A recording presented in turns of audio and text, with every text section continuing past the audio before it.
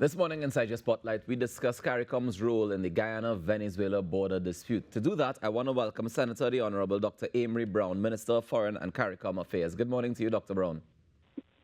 Good morning to you and to your viewers across Trinidad and Tobago and beyond. Thank you so much for joining us this morning. All right, so let's start by giving a decent chronicle of exactly what's going on between Guyana and Venezuela so people have a clear understanding as to what is happening.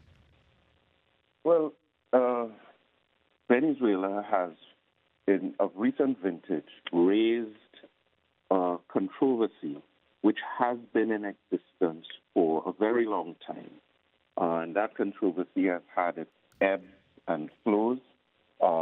At present, there's an uptick in pressure and in responses, particularly on the Venezuelan side, in pursuit of border controversy, and I'm not using the word border dispute, border controversy that they have been pursuing via various means. Now, this goes way back beyond the year 1899. But in 1899, there was an arbitral process and a particular border delineation was confirmed.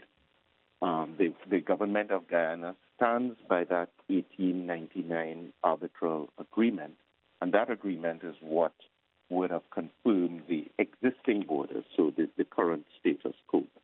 Venezuela has expressed concerns that they were not properly represented in that particular forum and therefore were at a disadvantage and dispute the final award of that arbitration process.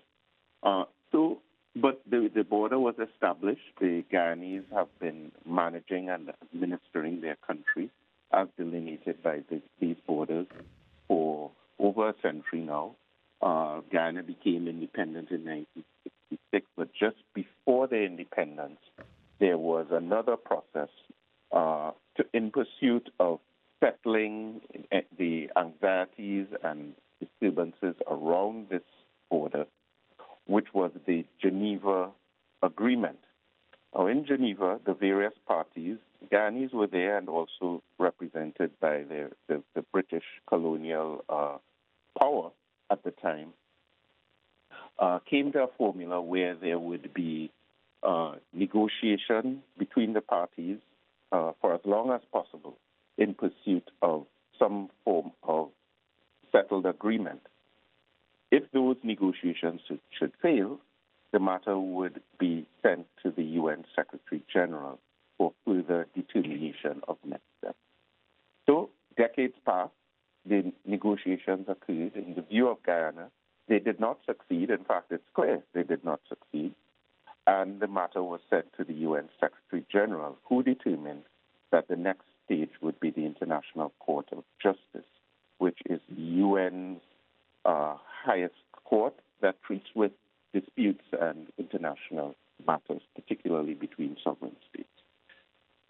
Guyana disputes the jurisdiction of the court. Venezuela disputes the jurisdiction of the court. But the court itself had hearings and sittings and made a determination on its jurisdiction and found that, in fact, it does have jurisdiction on this matter. The court was approached by Guyana and made some provisional measures more recently, which established those provisional judgments instructed both parties that no action should be taken that would disturb the status quo. In other words, how the areas under controversy are currently administered and managed. It is the view of Guyana, in fact, it's the view of CARICOM, that the most recent actions on the Venezuelan side are not in keeping with those provisional measures. The tensions have continued to escalate, and CARICOM held an emergency meeting of heads of government, the highest level, on Friday, a couple of days ago. That meeting, in which Prime Minister Rowley fully participated, triggered a sequence whereby the chairman of CARICOM and the pro tempore president of CELAC, which would be Prime Minister Roosevelt Skerrit and Prime Minister Ralph Gonsalves, respectively, would engage the two parties, the two leaders, and ideally President Lula of Brazil, in a dialogue in St. Vincent and the Grenadines on Thursday. This is not a mediation. This is not a negotiation. This is not a settlement hearing or anything along those lines. It is literally a conversation aimed at cooling the temperatures in this matter and ensuring that CARICOM's position of maintaining the Caribbean Sea as a zone of peace, that could continue to be effective. So that's a quick summary of the current circumstance.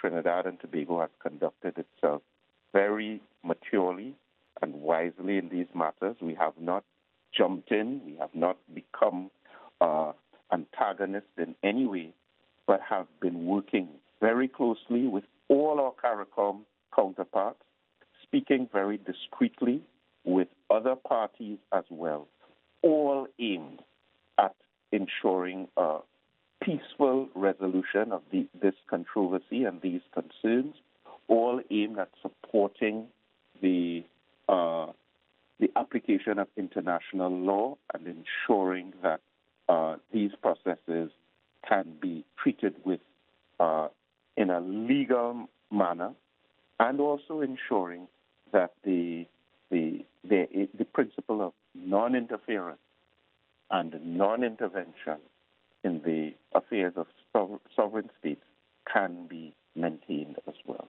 So that is the nexus of our involvement as a regional family, and these are the next steps that have been identified. All right. Thank you so much for that, Dr. Browne. I do have to ask, though, after 124 years and then the dispute started again, Venezuela, have they given an actual reason as to why this recent flare-up has happened? No, they have not. But what I can say without, being partisan in the matter, so to speak, Venezuela has maintained throughout that the existing border, the status quo, is not in keeping with their understanding of where this border should be. So their position is not a new one. What is new is the intensity of their efforts, the intensity of the measures that they have been rolling out, appointing a governor of Esequibo and other actions that have caused disquiet and disturbance in Guyana and across our regional family. These measures certainly are not in keeping with maintaining the status quo while awaiting international legal judgment on the matter. And again, they appear to be rooted in Venezuela's position that the ICJ is not the forum for this, and it should be dealt with bilaterally. That is not Guyana's position, and that is not CARICOM's position. All of that notwithstanding, there was a mature decision led by CARICOM, led by CELAC, that the two parties, in the form of the heads of government, would have a dialogue on Thursday in St. Vincent and the Grenadines in the presence of key colleagues and counterparts that would clearly not solve this generations-old issue, but could lead, ideally would lead, to some degree of cooling of temperatures. It is Dr. Browne, the measures that you mentioned just now that Venezuela have taken already, where they have already done things like appointed a governor and said that they're willing to grant people permission to be able to do things in Esequibo region. Correct. Are there commercial level decisions? They've rolled out new maps of Venezuela. Right. Even inserted those in overseas missions. within CARICOM member states as well. They've done that in the Venezuelan missions. And a number of actions really appear designed to catch attention and to place pressure on the matter. Right. Are there any repercussions that can take place as a result of them doing this? Well, the Guyanese government has said it is approaching the ICJ again in an interim phase to indicate that, by its measure, the Venezuelan side has not respected the interim judgments and provisional measures that the ICJ recently handed down. That's number one. And secondly, the government of Guyana has indicated that it will be approaching the UN Security Council. Now, a very interesting footnote to that is that Guyana is very soon due to take up a non-permanent seat on the UN Security Council. So I know that is an issue that all sides will be paying attention to, and all parties will be paying close attention, because it may have some bearing on how this controversy unfolds in the near future, particularly as we begin 2024.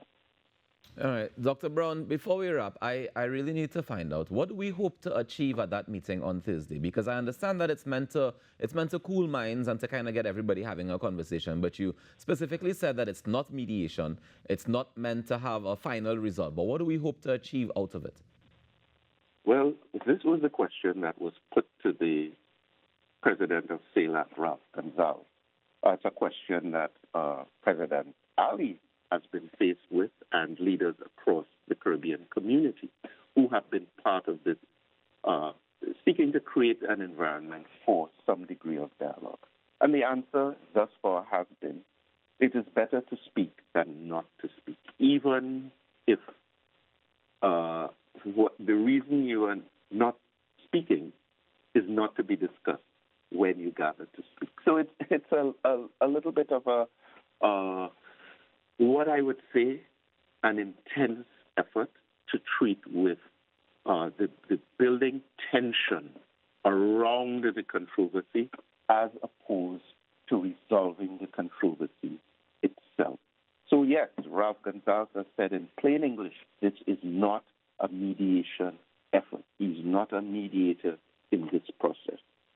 But this is in the interest of mature diplomacy, to at least have a conversation between the two leaders, which has not happened for some time, in the hope, in the effort to reduce the escalating tension. And if that could be achieved, well, the meeting would produce significant fruit. If that will not be achieved, and if the actions and provocations and escalations continue to occur, then we would be aware that CARICOM, CELAC, and the various participants did make an effort at this level, and therefore other measures would be deemed necessary thereafter. We believe it is worth the effort. Trinidad and Tobago, as I said, in the form of Prime Minister Raul, has all along been part of the engagement, the diplomacy that has been deployed in this matter, in front of the scenes and absolutely behind the scenes as well, remaining in communication with President Ali and all fellow CARICOM heads of government, and also engaging via various channels with Venezuela, with Brazil, with other CELAC member states. We continue to have a footprint at the OAS and at the Commonwealth as well, and all the other entities that have been treating with this matter at various levels. So it is impossible to separate the Trinidad and Tobago response and position from that of CARICOM, because we are part and parcel of most definitely, and I appreciate you sharing this with us this morning, Dr. Browne. You mentioned just now that if it is that the conversation does not go as we would like it to go, there might be another effort that has to come to the front. Can you give me an example of what that could possibly be? No, I'm not able to at this time, but as I said, the government of Ghana has a particular formula that they are pursuing. It is clear that the Venezuelan side has its own formula, which involves particular actions and administrative measures. So the idea would be to reduce the pace at which this controversy has been escalating. If it continues to escalate, then it is clear that those measures will continue. CARICOM will not cease its efforts to ensure the maintenance of a zone of peace. The last thing any member state desires in this region is the outbreak of any form of conflict, or the implications of which could be quite disastrous to the people of our region.